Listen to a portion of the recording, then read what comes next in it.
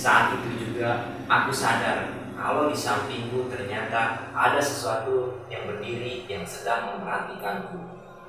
Aku pun menoleh. Aku melihat bayangan hitam pekat setengah badannya, namun saat itu juga pandanganku tiba-tiba gelap.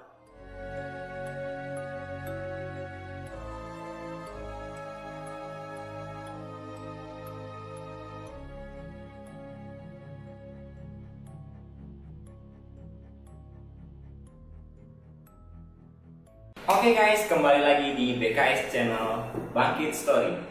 Kali ini kita akan membahas satu buah kisah yang lumayan viral di Twitter di tahun-tahun ini, yang ditulis oleh @rian Fajri yang berjudul Kisah Kelam Mirna. Bagaimana keseruannya? Biar kita langsung ceritain aja. Oke, ini dia ceritanya.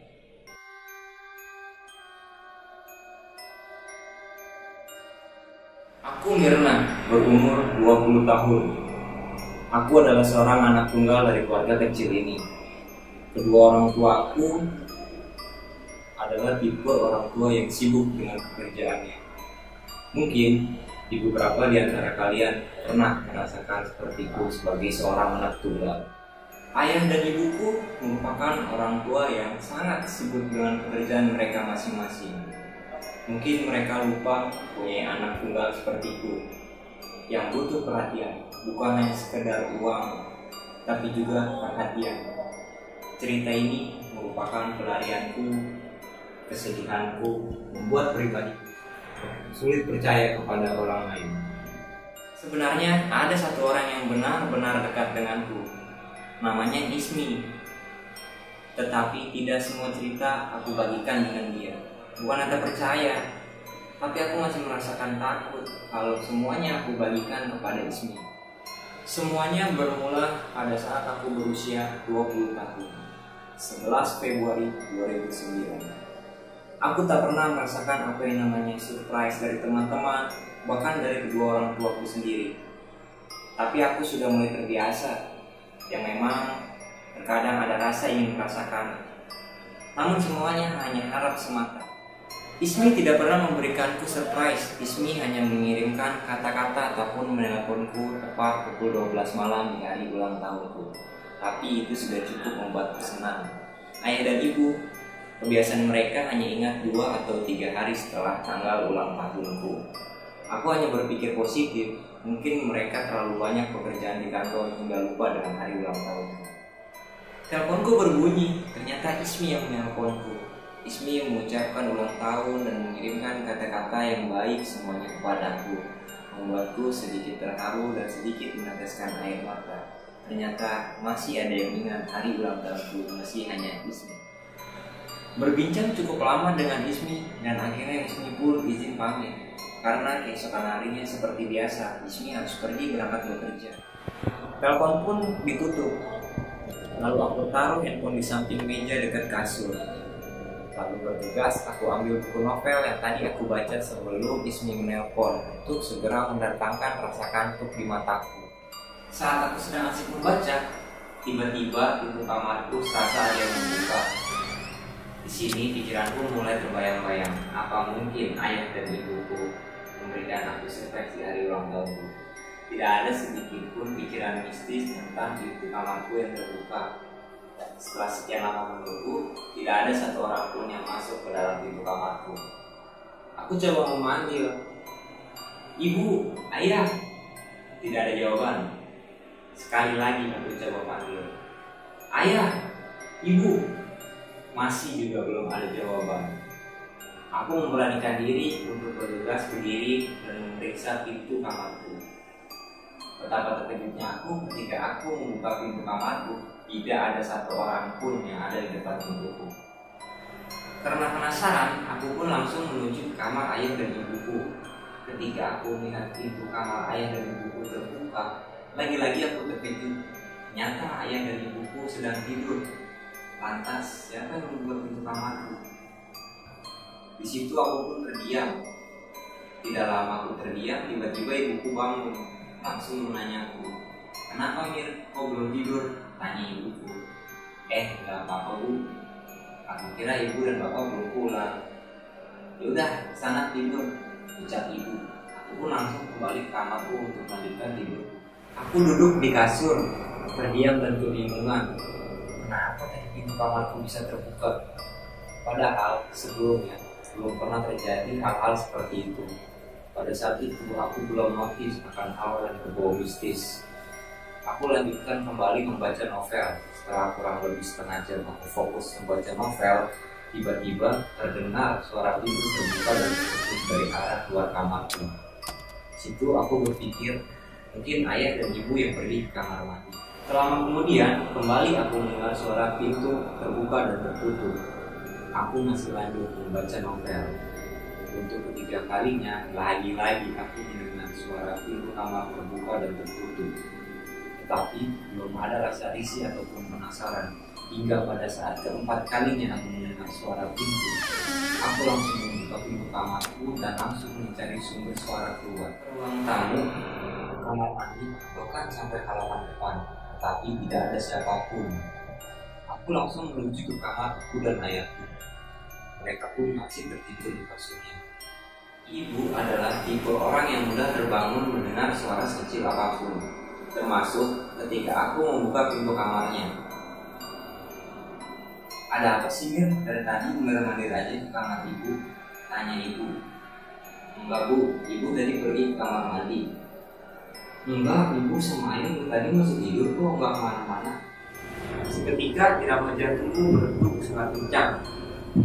Kenapa emang Mir? Tanya ibu. Oh, gak apa-apa bu, jawabku. Aku langsung kembali ke kamarku. Di situ pikiranku sudah mulai berpikir karena tidak. Siapa tadi yang buka pintu kamarku? Lalu siapa juga yang tadi buka tutup pintu kamar di luar? Aku berusaha tenang, mood untuk membaca novel pun sudah hilang. Lalu aku putuskan tidur malam itu juga. Ingat, ini baru 12 Februari 2009. Aku bangun cukup siang. Oh iya, di rumah ini bukan hanya aku dan orang tuaku, juga ada Simbo. Tugasnya hanya bersih-bersih dan cuci piring. Kebetulan ketika aku bangun, aku berpapasan dengan dia sedang mencuci piring di belakang rumah dekat dapur. Baru bangun Mir? Iya mbak, susah tidur aku semalam. Cuekin aja, jatuh Simbo. Di situ aku langsung terdiam. Apa maksud dari ucapan Simbo tadi ya? Oh iya Mir, tadi ada orang ngasih bungkusan kotak buat taruh di ruang tamu ya. Hah? Dari siapa? Tanya aku dengan kaget. Gak tahu. Tadi saya tanya juga langsung pergi orangnya. Tapi kayaknya untuk kamu deh Mir, ucap Simbo. Di situ aku langsung bergegas ke ruang tamu memeriksa bungkusan kotak yang tadi Simbo ceritakan. Terlihat bungkusan hitam dan kotak. Setelah aku buka, ternyata di dalamnya terdapat sebuah boneka. Tapi anehnya, bentuk yang menurutku sedikit aneh. Tapi mau gimana lagi, mau dicari kemanapun, mau cari tahu kemanapun, kita tidak akan tahu siapa pemberinya. Sekedar informasi, ketika aku ingin bertanya lebih lanjut di Simbo, begitu aku cari dia di seluruh sudut ruangan hingga ke belakang rumah, tidak ketemukan keberadaan Simbo. Pikirku mungkin sudah pulang setelah Simbo memberitahu bahwa ada yang memberiku bungkusan. Karena lapar, aku taruh boneka di kamarku. Langsung aku menuju ke dalam dapur. Tak terasa waktu sudah menunjukkan waktu isya, di mana biasanya ayah dan ibuku sudah pulang ke rumah. Sembari menunggu ayah dan ibuku pulang, aku pun duduk di depan ruang TV. Sama-sama aku mendengar suara benda-benda jatuh di dalam kamarku. Aku bisa mendengarnya karena kamarku tidak jauh dari depan ruang TV. Aku langsung menuju kamar. Penasaran apa sih yang tadi jatuh? Betapa kagetnya aku ketika membuka pintu kamar. Semua boneka yang ada di lemari pajanganku jatuh semua. Hanya ada satu boneka. Ya, boneka dari orang asing itu aja yang gak jatuh. Aku memberanikan diri merapikan semua boneka-boneka yang ada di kamarku dengan rasa takutku. Satu hal yang tidak ingin aku lihat, yaitu melihat boneka dari orang asing itu. Entah kenapa, rasa aneh aja gitu melihat boneka yang dari orang asing itu. Harapanku saat itu ayah dan ibu cepat pulang. Mau keluar rumah, aku bingung mau kemana. Rumah Ismi, rumahnya jauh dari rumahku dan juga tidak ada kendaraan. Terpaksa menahan rasa takut itu sendiri. Aku putar suara TV sekeras-kerasnya agar tidak mendengar suara-suara lain. Entah kenapa, aku mulai merasa hawa di rumah ini sudah berbeda, seperti ada yang mengawasiku. Aku ambil HP dan telepon ibu. Bu, lagi di mana? Pulang jam berapa? Tanya aku. Sebentar Mir, ini lagi di jalan, macet parah, jawab ibu. Kenapa Mir? Oh, nggak apa-apa Bu. Lagi terpaksa menahan rasa penasaran dan takut sendirian. Bahkan untuk mengambil air minum pun aku tak berani untuk beranjak pergi dari tempat dudukku. Kalian tahu rasanya pada saat itu benar-benar parno aku dibuatnya. Apalagi dengan hawa mistis yang kuat di rumah. Apalagi aku orangnya penakut, tapi juga penasaran.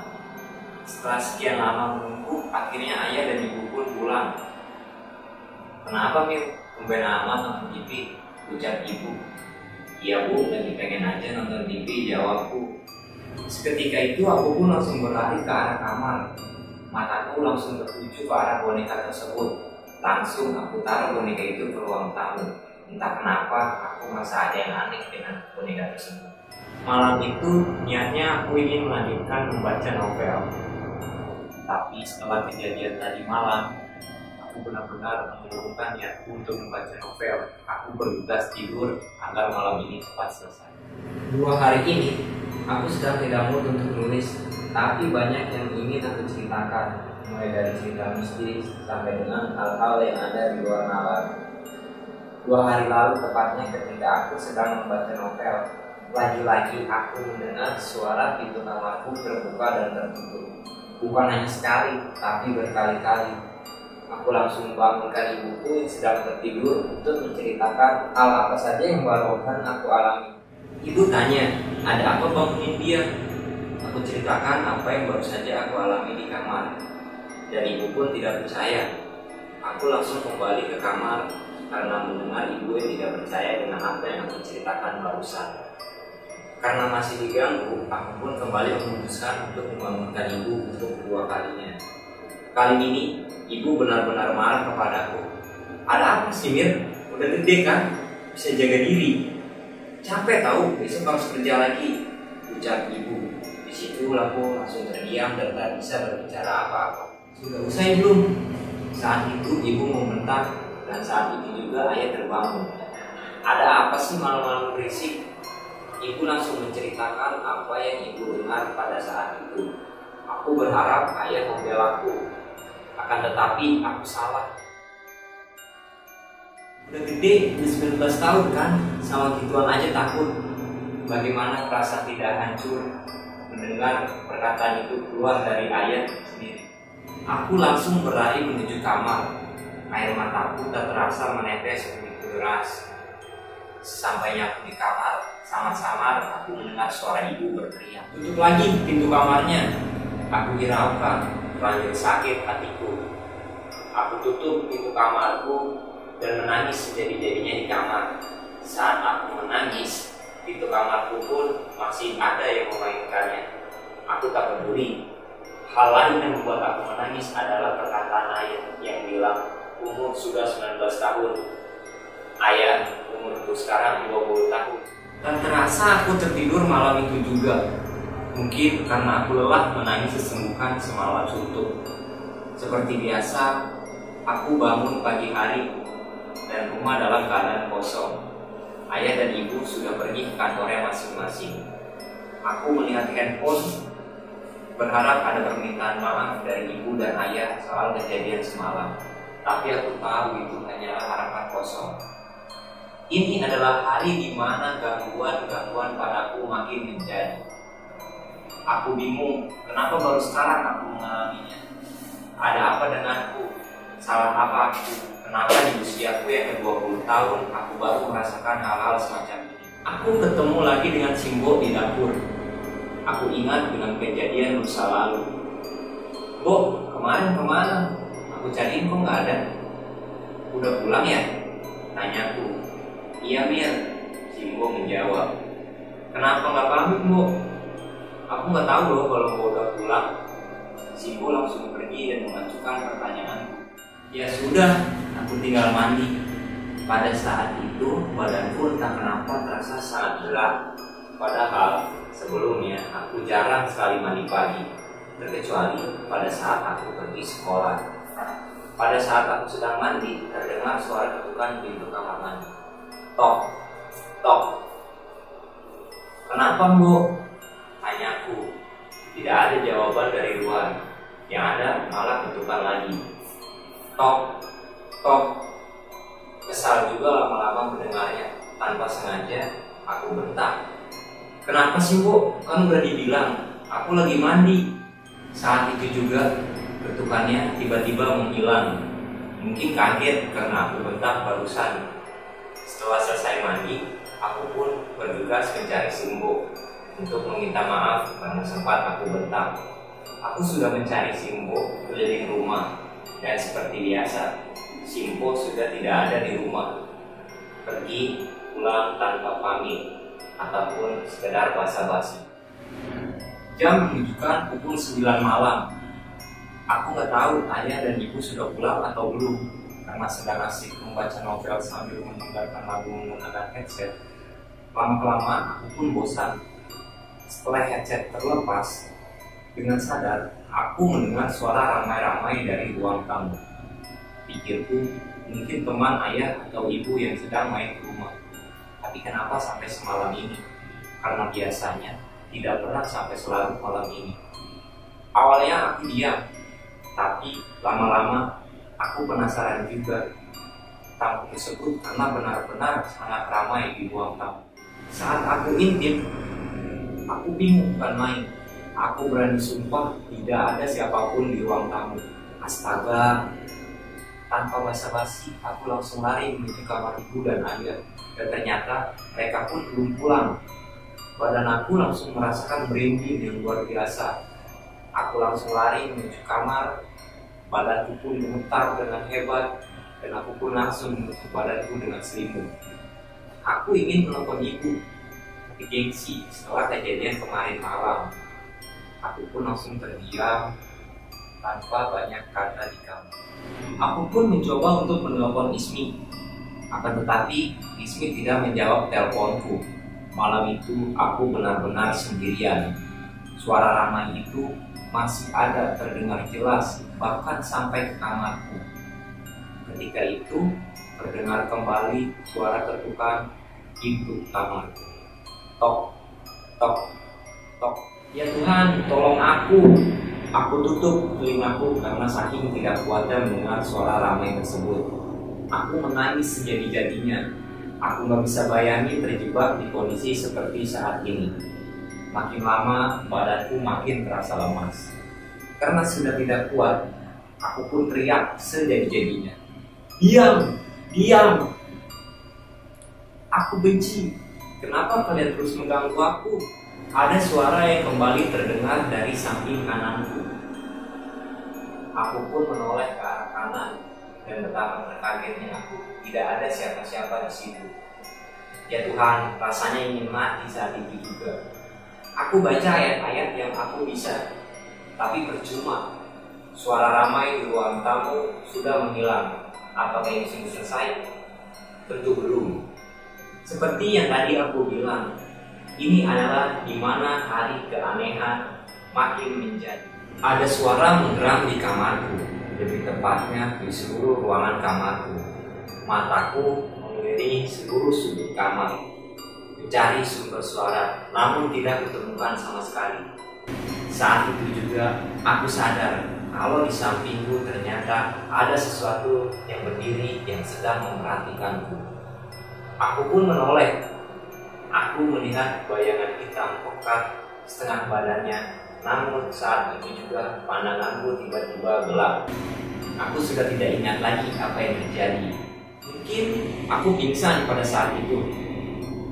Hari ini 15 Februari 2009. Aku terbangun dengan hal yang lagi-lagi membuatku harus merasakan sakit hati. Jujur, aku jarang meminta sesuatu kepada ayah dan ibu. Aku pun jarang mengeluh. Aku sadar mungkin mereka sibuk dengan pekerjaan mereka masing-masing. Mirna, bangun! Lu jadi anak berguna dikit kek. lihat rumah berantakan, kotor, gak ada peduli-pedulinya sama sekali. Iya, itu kata-kata yang aku dengar saat aku membuka mata pagi hari. Bu, kan ada Mbo yang ngerapiin rumah setiap hari. Jawabku yang masih mengantuk saat itu. Mbo dari mana? Dia meninggal 3 hari yang lalu. Lu tahu gak sih? Jantung Mbo mau copot saat itu juga mendengar